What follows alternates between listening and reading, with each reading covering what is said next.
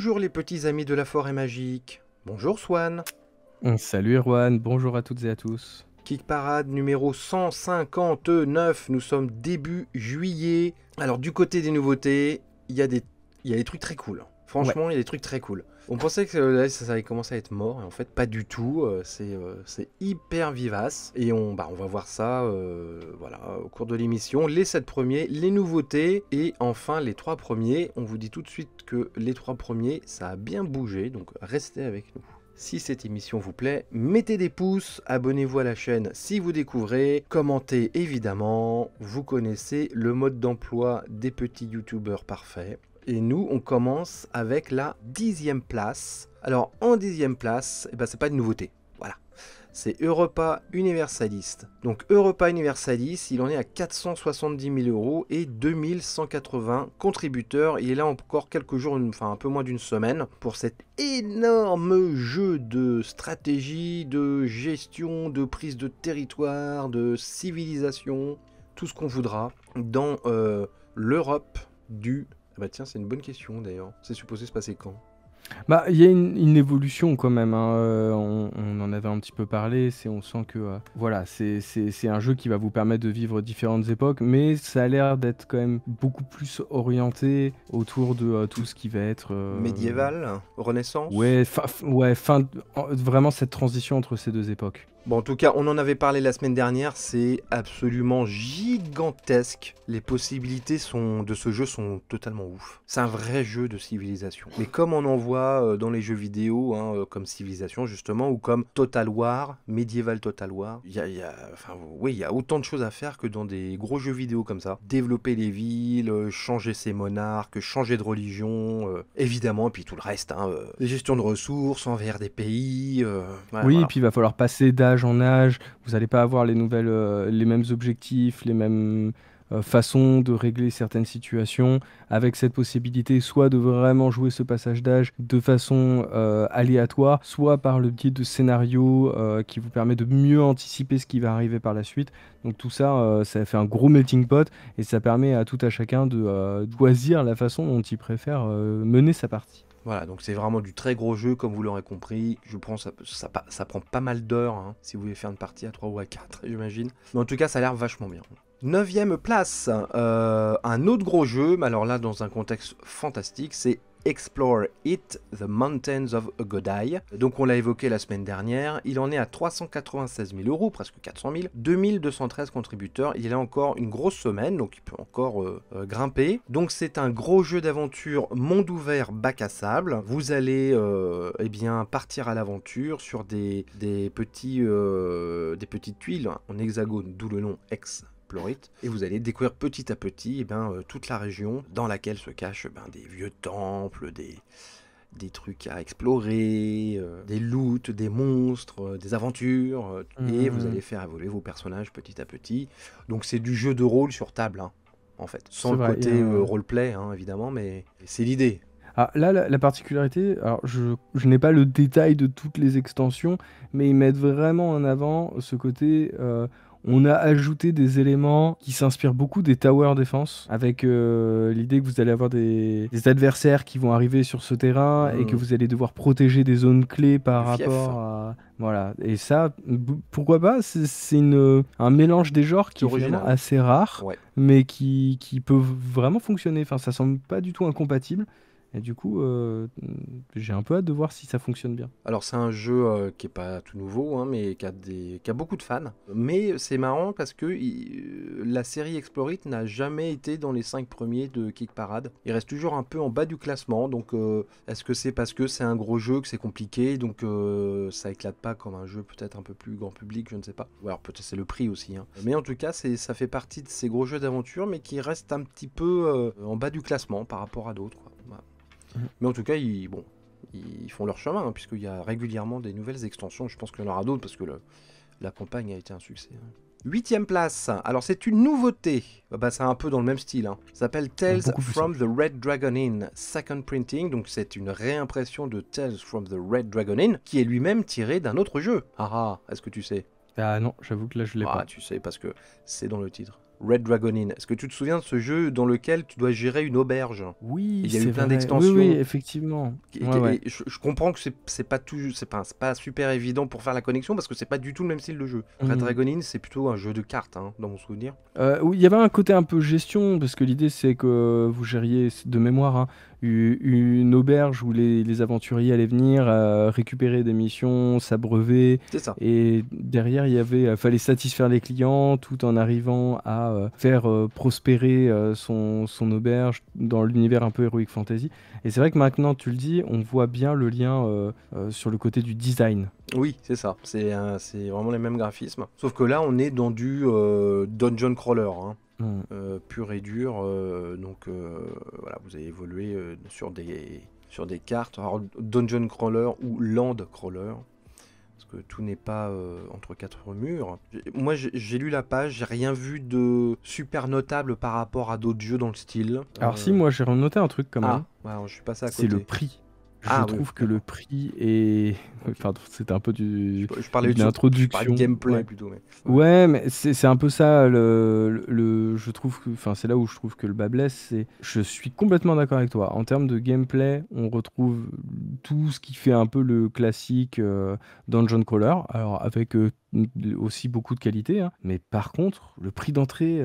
ouais, parce que là, c'est une version $100, deluxe en fait, sur cette réimpression. Alors, il y a quand même un kit, hein, d'upgrade pour les joueurs qui ont déjà la première version. Vous n'êtes pas obligé de racheter tout le jeu. Mais bon, c'est quand même 62 € pour juste le kit d'upgrade, je trouve. Ouais. Non, mais c'est sûr que autant acheter Explore It, hein. Très sincèrement, t'as plus à bouffer dans parce que Explore It, le matériel, enfin, en fait, alors peut-être qu'il y a des fans parmi vous et vous allez pouvoir un petit peu, peut-être rentrer un peu dans le détail sur qu'est-ce que ce jeu propose au-delà de son apparence somme toute assez simple, qui puisse vraiment le démarquer de ses pairs. Mais c'est vrai que là, même en termes de matériel, ça reste...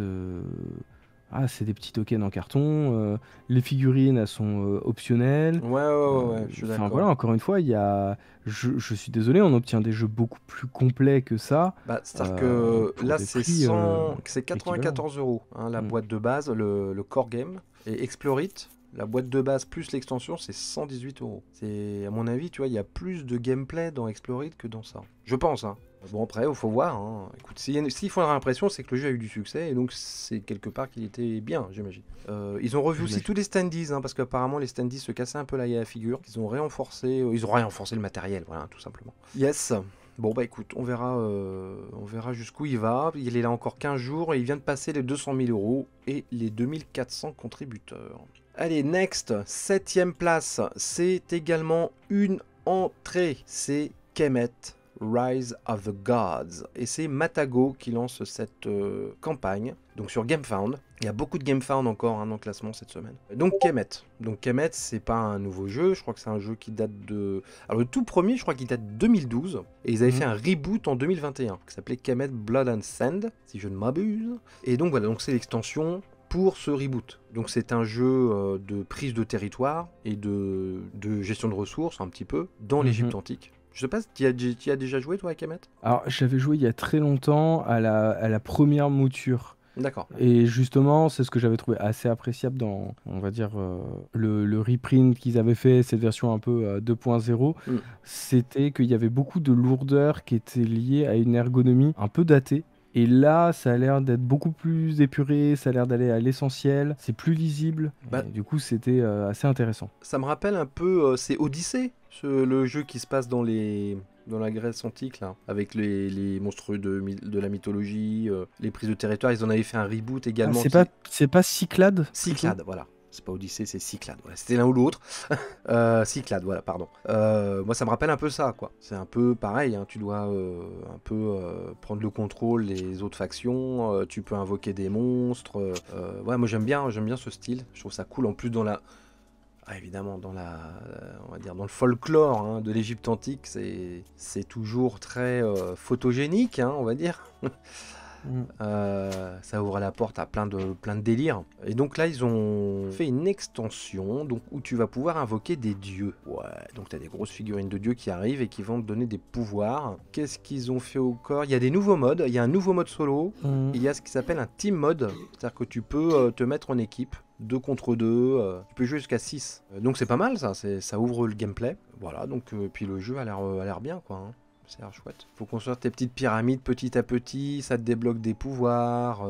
Non mais Oui, ça a puis l'air cool. la boîte a de la gueule, ça a Il l'air faut une big d'être box. plutôt efficace. Voilà. Après, je sais que parmi les viandes, je marche sur des œufs maintenant dès qu'on parle de Matago parce que on a une chance sur deux de se faire dégommer dans les commentaires. Donc c'est vrai que moi, Matago, c'est une entreprise que j'ai un petit peu lâchée ces derniers temps, mais j'ai cru comprendre qu'il y avait eu un petit peu à boire et à manger sur les campagnes qu'elles ont menées en sociofinancement. Donc peut-être que ça vaut le coup de vous renseigner sur les différentes difficultés qui ont été rencontrées Oui. par les backers sur les précédents jeux avant de vous laisser tenter. Peut-être que... alors, j'ai vraiment l'impression que ça dépend des campagnes. Hmm.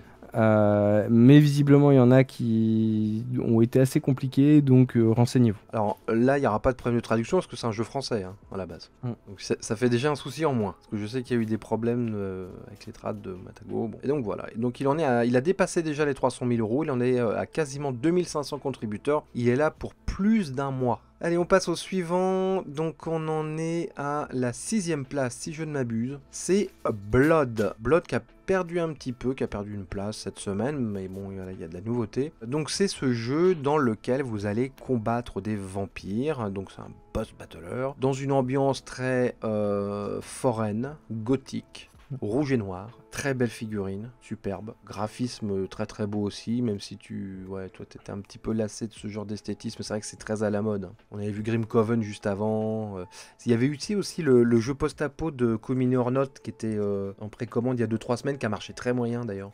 Oui. C'était aussi cette esthétique-là, c'était pas du gothique, mais c'était tranché rouge-noir.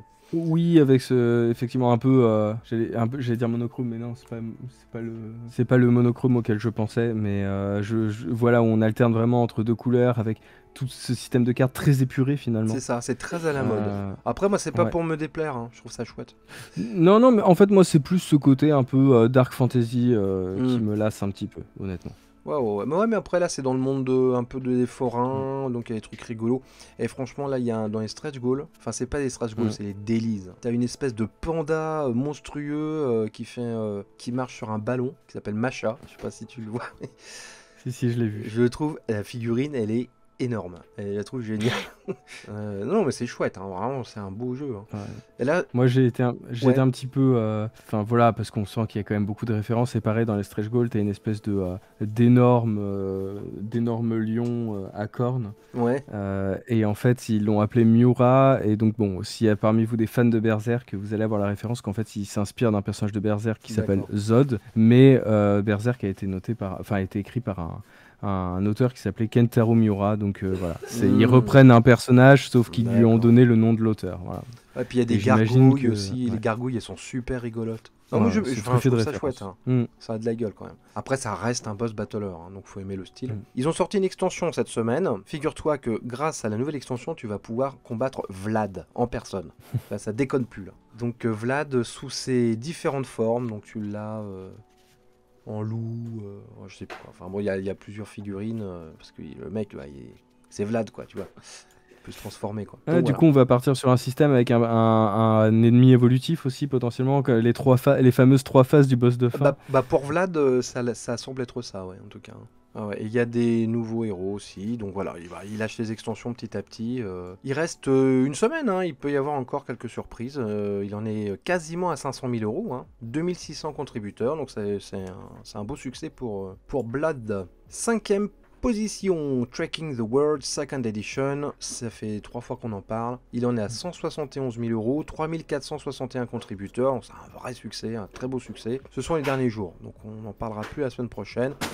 Jeu sur le voyage où vous allez tenter de voir un maximum de sites exceptionnels à travers la planète. Sites pas forcément naturels d'ailleurs, hein, ça peut être des sites urbains. Et donc voilà, et vous faites des points, vous faites des... Je sais pas s'il y a un système de photos, j'ai pas l'impression. Je sais plus si c'est des souvenirs ou... Enfin bon voilà, vous voyez le genre. Ouais, c'est plus surtout de l'optimisation du trajet avec un coût systématique. Et vous allez en fait choisir un lieu et pour en fait rejoindre ce lieu, vous allez devoir accomplir un certain nombre de conditions. une fois accompli, vous récupérez la carte qui va vous permettre de gagner des points. Et l'idée, ça va être essayer d'enchaîner effectivement le plus de missions comme ça sous ce forme de carte. Et eux, ils ont utilisé le thème du voyage en fait pour donner la thématique autour de tout ça. Donc gameplay relativement classique, thématique également, mais les deux combinés proposent quand même quelque chose d'assez singulier. Et surtout, c'était aussi un des pionniers dans c'était un des premiers à le faire. Et c'est la dernière semaine, donc on reverra Trekking the World, à mon avis, pour une 3e édition et encore une autre extension. Ah, c'est une nouveauté qui est en 4e position. Et c'est... On s'est pas concerté avec Swan. On s'est dit, oh, il y a un truc super en 4e position, ça a l'air mortel. Et puis, ah ouais, moi aussi je trouve. Donc ça a été vraiment spontané. Ça s'appelle Deep Regrets, An Unfortunate Fishing Game. Alors c'est un jeu de pêche. Mais quand on a dit ça, on n'a rien dit en fait. Parce que bonjour la pêche, quoi. En fait, c'est comme si vous alliez pêcher dans un monde de Cthulhu, en fait. Et donc, c'est un jeu de cartes dans lequel vous allez incarner des pêcheurs. Donc, il y a toute une historique. Hein. Donc, c'est un mélange. Ils ont donné leurs inspirations. Shadow over Innsmouth. C'est le cauchemar d'Innsmouth. C'est la nouvelle de Lovecraft. D'accord. À titre personnel, ma nouvelle préférée de Lovecraft. Mais bon, évidemment, de toute façon, on va dire l'affiliation sautait aux yeux. Oui. Mais t'as The Fisherman de John Langan, je connais pas. T'as Hellboy, ça se retrouve dans le graphisme. Ouais, et t'as les jeux vidéo comme Dredge et Bloodborne. Et Bloodborne un peu de Scooby-Doo. Ouais, un peu de Scooby-Doo. Mais c'est vrai que Bloodborne, on en avait parlé il y a pas longtemps aussi sur un autre jeu qui est le jeu de From Software. Ouais. Et Dredge, c'est un petit jeu aussi pareil où vous allez jouer un pêcheur dans un monde très Lovecraftien. Un petit jeu indépendant qui a pas mal cartonné ces derniers mois. Mais ouais, c'est vrai que le jeu, il est ultra intéressant parce qu'en fait, vous n'allez pas faire que pêcher. C'est ça. Déjà, faut voir la gueule des poissons. C'est clair. C'est que de la créature dégueulasse. Non, c'est super drôle. Le graphisme fait également beaucoup penser à Monstre, la BD de Johan Sfar. Ouais, on est vraiment dans ce style-là aussi. Et pardon, je t'ai coupé. Donc, on ne fait pas que pêcher. Qu'est-ce qu'on fait alors déjà il va falloir choisir son lieu de pêche parce que ça dépend du niveau de profondeur dans lequel vous allez pêcher. Donc il y en a 3. Plus vous allez descendre dans les profondeurs, plus les créatures vont être étranges. Et derrière il va y avoir aussi une gestion de qu'est-ce que vous pêchez pour revendre, qu'est-ce que vous pêchez pour manger. Et ces poissons sont tellement dégueulasses que en fait plus vous allez en manger, plus vous allez sombrer dans la folie. Et vous allez devoir faire des allers-retours avec le port, où vous allez devoir en vendre certains, vous nourrir et du coup devenir de plus en plus maboule et repartir à la pêche et prendre encore plus de risques. Et du coup il y a toute une atmosphère comme ça qui se crée et qui effectivement est très très proche de ce qui se passe dans le cauchemar d'Innsmouth de Lovecraft. Et il y a tout un côté un peu second degré qui transpire et c'est super drôle. Je trouve vraiment que ça marche très très bien. Les bestioles sont vraiment à la fois effrayantes et super rigolotes, quoi. Et c'est un stop ou encore en fait aussi. Oui, c'est vrai qu'il y a un peu cette notion là. Rien que pour les cartes, t'as envie d'acheter le jeu, quoi. Rien que pour les bestioles. T'as aussi tout un tas d'équipements que tu peux choper qui sont complètement délirants. Mais ça fait pas, ça fait pas ces sales jeux d'ambiance avec les dessins cartoon là. Non, là il y a vraiment une identité visuelle, quoi. C'est super beau, c'est super trash. En fait, c'est trash mais sans être too much. C'est ça. Ils ont vraiment trouvé ce juste milieu. Justement, je pense que l'inspiration Mignola est très proche. Ça fait très Mac Mignola, évidemment. Ouais. Et il faut savoir aussi que vous allez pouvoir y jouer aussi en solo et en coop. Ouais. Donc, exactement. Et vous allez pouvoir prendre des notes sur les différentes créatures que vous avez trouvées. Vraiment, ils ont poussé le concept à fond. Ça a l'air excellent, mais vraiment. Ouais. Et ils ont pas fait beaucoup de jeux avant, ces gens-là. Ouais. Je fais juste une petite mention parce que tous les deux on l'avait noté avant le début de l'émission. C'est sur le court-métrage qu'ils ont fait pour un peu pour présenter le jeu. Qu'on voit sous nos propos. Qui est excellent. Et qui marche vraiment bien. Les décors sont chouettes. Non, ça marche bien. C'est super. Non, mais vraiment, là, c'est notre petit coup de cœur de la semaine, on peut le dire. Totalement. Ah oui, on peut le dire. Deep Regrets. Ouais, j'espère qu'ils vont bien. Enfin, d'ailleurs, ils marchent très bien. Mais bon, j'espère qu'ils vont encore plus marcher. Ils sont là encore 20 jours. 217 000 € et viennent de passer le cap des 4000 contributeurs. Voilà, c'est d'ores et déjà un très gros succès pour des gens qui n'ont pas fait 10 000 jeux derrière. Et c'est cool, c'est cool. L'audace paye. Et ils ont juste mis un dernier élément que je trouve bien, c'est qu'ils ont vraiment insisté sur le fait ils ont essayé d'utiliser un minimum de plastique dans la conception du jeu. Je l'avais noté aussi. Bon, et bien écoute, avant de passer aux 3 premiers. On va faire un petit tour par les nouveautés. Il y en avait beaucoup dans le top 10 des nouveautés, donc il n'y en aura pas énormément dans notre... voilà. On va commencer par, sur GameFound, par l'extension de Terrorscape, qui s'appelle Petrified Enmity. Donc Terrorscape, je ne sais pas si vous vous souvenez, chers auditeurs, c'était un jeu d'épouvante dans lequel plusieurs joueurs pouvaient incarner des héros qui étaient perdus dans un manoir et il fallait trouver des clés ou réparer la radio pour pouvoir s'en sortir. Au milieu, il y avait cette espèce de manoir en carton qui prenait beaucoup de place sur le plateau. Et de l'autre côté, il y avait un joueur qui jouait un tueur ou une entité maléfique. Et donc, personne ne se voit en fait. Et donc il y avait un petit côté rôle caché, enfin pas rôle caché, mais placement caché. Et le manoir au milieu servait aussi de tour à dés. Donc moi je n'aurais jamais pensé que ça marchait. Quand c'est sorti, je me suis dit ça va pas marcher, c'est pas possible, parce que déjà, thématique horrifique, c'est pas ce qui marche le mieux en général. Cette espèce de gros décor au milieu du plateau, je me suis dit putain, ça doit être tellement chiant à monter, tu vois. C'est pas pratique, ils se mettent une balle dans le pied, tu vois. Et puis côté, bah ouais, il faut au moins être 3 parce que. Alors tu peux jouer à 2, hein, mais bon.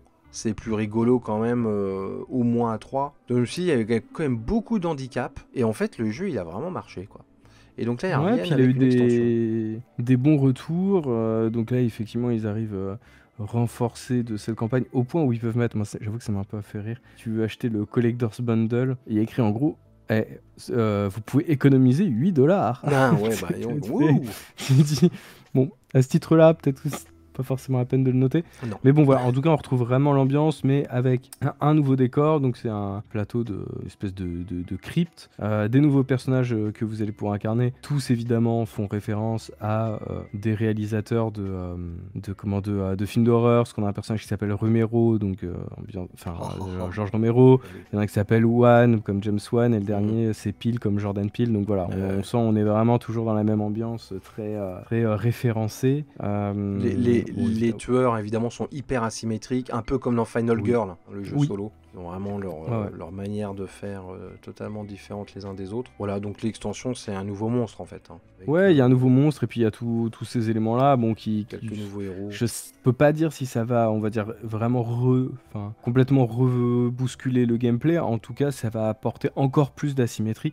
Et comme le jeu a déjà bien l'air de se baser là-dessus, finalement, on est un peu dans la thématique. Voilà, il y a une version française. Il a démarré comment Ah bah oui, il est déjà quasiment à 2000 contributeurs, le truc. Hein. Il est au pied du classement, en fait. Ouais. Et il est là encore 25 jours. Donc voilà, c'est sur GameFound. On revient sur Kickstarter avec une autre extension, celle de Zoo Tycoon. Alors c'est pareil, ça c'est... Putain, j'ai du flair, moi. Je pensais pas que ça allait marcher. Zoo Tycoon, parce que en fait, je me rappelle, la campagne avait débuté, mais très peu de temps après que Ark Nova soit sorti en boutique. Je me suis dit, quitte à choisir, tu vas prendre Ark Nova, quoi. Et en fait, le jeu avait marché aussi, comme Ark Nova. Et donc, ils sortent une extension à Zoo Tycoon. Donc, vous l'aurez compris, il faut construire son zoo, hein, pour vous faire un dessin. Et donc là, qu'est-ce qu'ils nous mettent en plus? Je crois qu'il y a un vivarium, il y a des nouveaux animaux, bien entendu. Hein. Vous avez tout plein d'animaux en bois, en meeple bois, qui sont très jolis, très mignons. Bon, il y a sûrement d'autres trucs. Je crois que tu peux faire cohabiter des espèces entre elles dans le même enclos. Enfin voilà, bon, ça c'est pour les nouveautés de l'extension. Ça rajoute du gameplay, de la profondeur. Moi, j'ai eu aucun retour de ce jeu. Hein. Je connais personne qui l'a. Moi j'avais joué aux jeux vidéo, mais oui, voilà, je sais pas ce que donne la version jeu plateau. Ouais. C'est des Suisses qui font ça et il n'y a pas de VF. Ils n'ont pas envie que leurs compatriotes francophones y jouent en fait. Donc c'est dommage. Il y a de l'allemand, de l'anglais, mais voilà, pas de français. Bon, en tout cas, lui aussi il a pas mal démarré. Hein. Il y a déjà 1400 contributeurs donc, et il est là un mois. Donc voilà, on risque de le voir aussi dans le top 10. Et on va finir sur une plateforme sur laquelle on va pas souvent, Swan, qui est Game on Tabletop, avec deux projets fort intéressants, puisque nous avons en premier une Big Box, encore une. Oui, mais une Big Box qui se faisait un petit peu désirer, puisqu'il s'agit de la Big Box de Terra Mystica, un jeu qui est sorti il y a déjà 12 ans, avec plusieurs extensions, qui avait vraiment fait ses preuves pour beaucoup de gens. C'est un jeu qui a vraiment changé leur expérience de jeu. C'est vraiment un jeu mythique. Et voilà, il n'avait pas encore eu le droit à cette big box, donc c'est désormais chose faite. Ce sera fait par Super Meeple. C'est limité, je crois, à 1000 exemplaires, il me semble. Ah oui, Bon, alors, pour l'instant, on en est très loin. Ils oui, en c'est sont ça, qu'à c'est en France, 117 on parle là. contributeurs. Oui, on parle en France. Il y Enfin, a 117 France et oui. Benelux. Voilà. Ouais, d'accord. Ok, ouais, bon, ça va. Ok. Bon, bah, si t'es fan de Terra Mystica, c'est ton achat obligatoire de l'été, là, je pense. Et je pense. Ouais. On reste sur Game on Tabletop avec une localisation en français du jeu Thunder Road Vendetta. Donc c'est Lucky Dog Games qui fait ça. Lucky Dog Games qui fait souvent des campagnes sur Game on Tabletop pour franciser des jeux qui ont très bien marché sur d'autres plateformes. Donc là c'est le cas. Thunder Road Vendetta, c'est un jeu qui avait cartonné sur Kickstarter. Et c'est Restoration Games qui a fait ça. Alors c'est leur credo, c'est de faire du reboot de jeux des années 80-90. Donc ce jeu, c'est le reboot de Le Survivant, que j'ai encore chez ma maman. Donc un jeu de 86. Et voilà, c'est la course à la mort de l'an 2000 ou Mad Max, au choix, comme vous voudrez. Donc vous prenez une équipe, donc vous avez un van, une bagnole, un buggy, un hélicoptère. Et vous avancez sur la route, et évidemment, le but c'est d'arriver de traverser la ligne d'arrivée, ou d'être le dernier en vie sur le bitume, enfin le bitume bien fracassé, parce qu'on est dans un monde post-apocalyptique, bien sûr. Et donc cette campagne avait vraiment cartonné de Restoration Games. Ils en avaient fait d'ailleurs une deuxième avec une extension. Et donc c'est toutes ces extensions que vous propose Lucky Duck Game en français. Si vous voulez en savoir plus sur le gameplay, et bien sachez que le troll savant a fait une vidéo pour la page de Game on Tabletop en partenariat avec Lucky Duck Game. On les remercie de leur confiance d'ailleurs. Donc voilà, donc vous pouvez voir notre vidéo où on s'amuse avec Mathieu à faire quelques tours de Thunder Road. Puis comme ça nous fera des vues, comme ça Lucky Duck Game, ils nous en donneront encore des vidéos à faire. Vous voyez un peu le cercle vertueux que ça fait là. Non, le jeu est très fun, hein. Moi je connais très bien, parce que comme je vous l'ai dit, j'avais l'original déjà précieusement depuis que je suis gamin. Donc c'est une espèce de Car Wars version simplifiée en vérité. Hein. Vous avez une distribution de dés, vous faites avancer vos bagnoles, vous tirez, vous avez des obstacles sur le terrain, vous pouvez pousser les autres bagnoles, donc il y a tout un système, vous pouvez pousser la bagnole du voisin sur un obstacle, donc il saute sur une mine et puis ça enchaîne sur d'autres trucs. Vous avez les hélicoptères qui tapent en hauteur. Voilà, et le matériel est absolument magnifique. Hein. Évidemment, on a reçu la boîte pour faire la vidéo. Donc nous, on a reçu l'édition Maximum Chrome qui comporte plusieurs petites extensions. Ce qui est sympa aussi, c'est que c'est un jeu à la carte. C'est un peu comme Witcher. Dans Witcher, tu peux rajouter des petits modes. Là, c'est pareil. T'as une équipe, c'est un gros camion, une équipe, c'est des motos. Tu peux personnifier tes équipages, ce qui n'est pas le cas dans le jeu de base. Donc voilà, vous avez tout un tas de petites options à la carte comme ça pour un maximum de rejouabilité. Et puis il y a inclus l'extension Carnival Chaos, enfin le cirque du chaos, qui était la deuxième campagne sur Kickstarter de Thunder Road. Donc là, c'est tout compilé en une seule et même campagne, tout en français. C'est un beau jeu. Hein. C'est un jeu un peu de luxe. On l'a ouvert avec Mathieu pour faire la vidéo. C'est vraiment que du composant de luxe, quoi. C'est super beau, ça a vraiment de la gueule sur la table, quoi. Et c'est ultra fun. Moi, je sais que je me suis éclaté avec ça, avec mes copains de collège. Et voilà, c'est un jeu des fouloirs, c'est pas très compliqué. C'est plutôt assez simple. Donc c'est du Mad Max sur table, en fait, hein, tout simplement. Thunder Road Vendetta, c'est sur Game on Tabletop. On a fini avec les nouveautés, il me semble. Exactement, on va pouvoir repasser au top 3. N'oubliez pas que si vous avez des nouveautés autres que celles qu'on vous présente, n'hésitez pas à le mettre dans les commentaires. Ça vous permet de faire des petits rattrapages. Hein, parce qu'on ne peut pas tout voir. Ok, les 3 premiers de la semaine. 3e position, Night Shift. Donc Night Shift, c'est le jeu des stripteaseuses. Qui était un peu surprenant, mais ça y est, depuis on s'est habitué à le voir.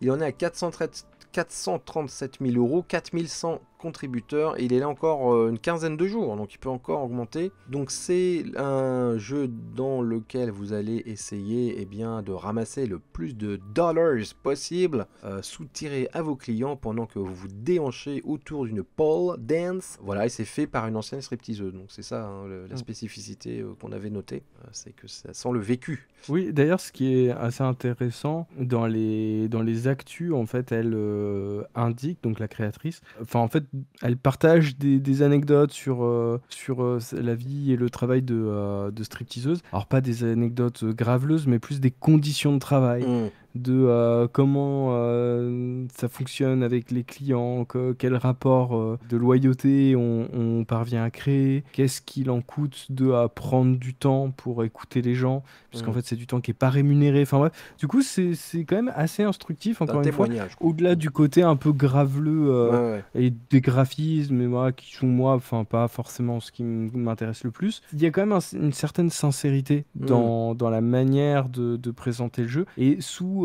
cette espèce de couche un peu beauf, bah, j'ai l'impression qu'on a une certaine profondeur Mm. dans ce que le jeu cherche à raconter au travers de son médium, et ça, force est de constater que c'est suffisamment rare pour être souligné. Bon, alors tu dis ça, mais bon, ils viennent de lâcher une nouvelle figurine de stripteaseuse en fichier STL, là, hein, pour ravir Oui, les fans. alors pour le coup, c'est surtout pour voilà, parce qu'il y avait une demande, hein. Donc C'est après, ça. les créateurs du jeu et la demande des joueurs, ça peut être quelque chose de très différent, hein. On se rappelle tous de Solomon Kane. C'est pas vraiment. Mais voilà, effectivement, c'est parce qu'il y avait ce personnage quand vous jouez en solo qui fait guise d'automat, qui Mm. n'avait pas de figurine, et à la demande, bah, ils ont dit qu'ils allaient fournir un Bah fichier oui. STL, mais que eux n'allaient pas, par contre, créer la figurine. Voilà, donc on a une nouvelle demoiselle potentielle dans la boîte. Ok, deuxième place. Ah, c'est Odalin. Odalin, Dungeons of Doom, qui date de la semaine dernière seulement, hein. Il a dépassé le 1 000 000 d'euros, ce jeu. 4290 contributeurs. Et il est là encore une petite semaine. Ça veut dire qu'il y a un nouveau premier. Je dis ça, je dis rien. Bon, en tout cas, ce jeu Odalin, c'est jeu d'aventure, hein, on l'avait évoqué la semaine dernière déjà. Jeu d'aventure, dungeon crawler, dans lequel vous allez pouvoir invoquer des dieux de temps en temps pour vous booster, on va dire. Tout cela va vous amener de la corruption. Ça peut vous déstabiliser d'invoquer vos dieux. Enfin, c'est plutôt des démons d'ailleurs, hein, des démons. Et donc vous avez une jauge permanente entre l'âme et la corruption, et il va falloir que tout cela s'équilibre, sinon vous pouvez mal finir. Donc voilà, donc jeu plutôt intéressant, jeu d'aventure, d'exploration, de combat, figurine magnifique, très chargée, hein, mais magnifique. Voilà, et c'est celui qui avait fait Arena de Contest, qui avait déjà bien marché. Et là, ils sont tout contents parce que avec tous les stretch goals qu'ils ont débloqués, on en est à 110 figurines dans la boîte. Donc Odalin est officiellement désormais un jeu plastic porn. Voilà. C'est ça. Et, Bravo, bienvenue dans le club. bon, après, ils mettent beaucoup de choses en avant, donc ça, c'est un peu les nouvelles garanties GameFound. On commence à voir ça un peu émerger. On avait parlé de ce côté satisfait ou remboursé. Voilà. Là, ils ont vraiment le truc genre, on vous garantit que le jeu sera livré dans 5 mois. C'est étonnant, hein. 5 mois. Il y a le stretch Mais play bon. aussi, hein, toujours. Hein. Ouais. Ça, tu peux payer par mois. C'est 29 à 30 balles par mois. Pour 30 balles par mois, t'as ton jeu. Pareil, une garantie que les prix de frais de port ne pourront pas augmenter de plus de 10%. Alors autant il y en a certains, tu vois, je trouve que pourquoi pas l'échelonnement du paiement, pourquoi pas. Garantir les 5 mois, et ils disent bah en fait si jamais vous n'êtes pas livré dans les temps, vous pouvez demander un remboursement jusqu'à 100%. Je trouve que c'est quand même se rajouter des contraintes. Alors ok, on est tous d'accord que sur les délais, il faut de meilleures estimations, que de temps en temps, ils ont tendance un petit peu à baratiner. Là-dessus, il faut plus de visibilité et d'honnêteté par rapport à ces sujets-là. Par contre, imposer cette cadence-là, la réalité, c'est que ça va juste mettre de la pression sur les équipes. Ah bah oui, ça fait que si jamais ils ne peuvent pas tenir ces délais-là, ça peut être une catastrophe financière pour la boîte. Donc moi, j'aimerais bien comprendre un petit peu. C'est risqué. Voilà. Après, parce que le jeu, ça se trouve, il est totalement développé déjà. Hein. Peut-être, mais on n'est jamais à entrer en prod. Hein. Voilà. S'il y a bien un truc que ces dernières années nous ont appris, c'est que il peut se passer plein de choses qui peuvent vraiment bouleverser l'univers du jeu de plateau, et surtout qu'encore une fois, voilà, moi vraiment mon inquiétude, c'est que on sait très bien que ceux qui vont avoir le plus de pression derrière, ça va être tous ceux qui vont travailler à la manufacture, ça va être les potentiellement créateurs de jeux, les développeurs qui n'ont pas eu le temps de terminer leur travail. Donc tout ça, c'est rajouter potentiellement du crunch sur ces équipes-là, et je trouve pas que ce soit des conditions de travail qui soient spécialement enviables, juste pour éviter une polémique autour du délai. Dans ce cas-là, autant essayer d'être transparent sur les délais que vous envisagez. Voilà. Vraiment, cette méthodologie me semble casse-gueule. C'est un peu court, quoi. Je crois pas 8 mois, tu vois. Enfin, je veux dire, on est tellement habitué à voir nos trucs un an après, voire plus. 5 mois, c'est pas beaucoup, quoi. Puis c'est une grosse prod, hein. Il y a du matos, hein. Le jeu a l'air sympa, hein. Il y a une VF. Ah, il y a une VF. Non, ça a l'air bien. C'est du gros jeu d'aventure comme on aime. Bah tiens, d'ailleurs, c'est vrai que, pour en revenir au sujet d'avant, Ouais. est-ce qu'il parle uniquement de la version originale ou est-ce que ça inclut aussi la traduction? Ah, ça, j'en sais rien. Ouais, faudra voir. Faudra voir de près si effectivement les traductions rentrent dans le deal 5 mois. Bon, bah écoute, on va voir comment ils s'en sortent, hein. Alors, c'est quoi le nouveau number one de Kick Parade? Suspense. Suspense. Eh Roulement bien, de c'est tambour. un nouveau jeu qui vient de sortir Oui. et qui Oui. s'appelle Brink. Et il en est à 600 000 euros, 4400 contributeurs et il est là pour 20 jours et il vient d'arriver, hein. Et c'est encore un nouveau carton pour cet éditeur qui prend de plus en plus de place dans le milieu, qui s'appelle 4 Studios. Juste pour reminder, 4 Studios, c'est eux qui ont fait Fractured Sky, qui ont fait Veiled Fate, Moonrakers, que des succès, hein. Et Mystic Mischief aussi. C'est que des Et cartons. d'ailleurs, en parlant de Moonrakers, eh ben, il faut dire que ce nouveau jeu Brink se passe dans le même univers. Voilà. Donc c'est de la science-fiction. C'est de la science-fiction. Alors, de prime abord, on pourrait penser qu'il s'agit d'un 4X, parce qu'on y retrouve vraiment ce côté exploration. Alors, ils parlent de placement d'ouvriers, mais ils ont vraiment voulu mettre en avant l'idée que c'est avant tout un jeu qui va marcher sur de la diplomatie. Donc il délaisse le côté exterminate, entre guillemets, pour finalement essayer plutôt de mettre en avant une sorte de création d'un système de libre-échange dans cet univers-là, parce que certains vont être plus à même de récupérer certaines ressources, ou alors vont contrôler des territoires, et si les autres veulent pouvoir y participer, eh ben, ils vont devoir trouver des terrains d'entente entre les joueurs, et vous allez un peu devoir développer comme ça tout votre système en échangeant entre vous, et aussi via des actions cachées que vous allez avoir un petit paravent devant vous, et voilà. Donc il y a ce côté un peu diplomatie, mais avec tout son lot de traîtrise qu'on peut imaginer. Ouais, mais c'est un des slogans du jeu d'ailleurs, c'est marqué, hein. Moins de traîtrise, plus d'échanges. Alors, comme d'habitude, communication impeccable, page impeccable, parce que c'est leur boulot d'origine, hein. C'est une boîte qui faisait du graphisme et des bandes-annonces pour des grandes networks américaines comme Cartoon Network justement, ou Netflix, ou des géants quand même de l'audiovisuel. Et ils se sont mis à faire du jeu de plateau, et je suis sûr que ça doit être une histoire à mon avis, c'est super rigolo, parce que comment ça se fait qu'ils se sont mis à faire des jeux de plateau? Ça se trouve, c'est le patron ou un des cadres qui a dit en réunion, et si on faisait des jeux de plateau? Et puis ils ont dit, ah ok. Enfin, tu vois, c'est étonnant de passer du coq à l'âne comme ça, quoi. Il n'y a aucun lien, tu vois, normalement. Donc je pense que l'histoire de la boîte doit être assez intéressante, quoi. Et le jeu est magnifique, comme d'habitude, hein. C'est toujours très pop, hein, leurs composants. C'est toujours très coloré, il y a toujours des formes originales, ils trouvent toujours des petits trucs pour améliorer en fait ce qu'on voit d'habitude. Là, tu as par exemple le plateau joueur, bah, ton paravent, tu peux l'incruster sur le plateau joueur. Ça, tu le mets pas devant en fait. Tu incrustes carrément dedans. Et tes vaisseaux, tu les mets un petit peu autour de ton plateau joueur, parce que c'est un plateau joueur en relief. Donc il y a toujours, c'est bourré toujours d'idées comme ça, mais ce qui m'étonne pas, parce que c'est des idées de com, en fait. Ce qui est pas péjoratif, hein. C'est vraiment, là, on voit que c'est un sang, enfin, on voit que c'est des trucs nouveaux qu'ils apportent, parce que justement, ils sont pas du milieu à la base, quoi. Et voilà, c'est encore un sans faute, et moi, je prends le pari que c'est peut-être, je pense qu'un jour, ça sera le nouveau Awaken Realms. Ah ouais, là, 4 Studios. Ah ouais, je pense qu'ils vont ça... Alors, pas forcément les dépasser, mais ça va devenir un des éditeurs importants du milieu, très important du milieu. Parce que pour l'instant, faire un sans faute comme ça, ça veut dire quelque chose quand même.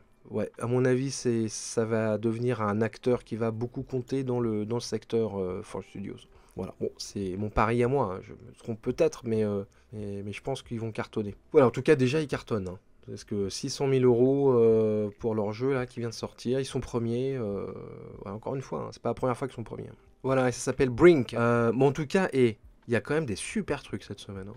Franchement. C'est vrai que souvent, bah, là vous allez voir, hein, l'été c'est toujours un petit peu plus faible sur ce genre de site. Là, je trouve qu'on finit avec une belle fin. Ah oui, et dans tous les styles, hein.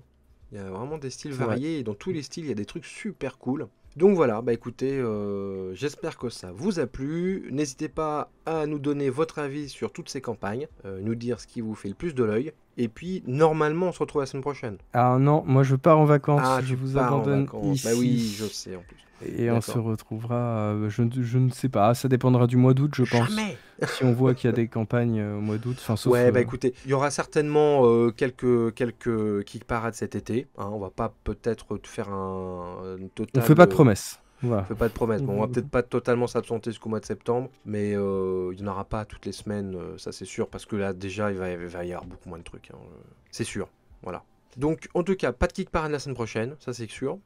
Et puis on verra. On vous tient au courant. C'est ça. Bon, en tout cas, merci beaucoup de nous avoir suivis et à très À vite. très bientôt. Et puis bah, bonnes vacances à celles et ceux qui ont la chance d'en Yes. avoir. Ciao.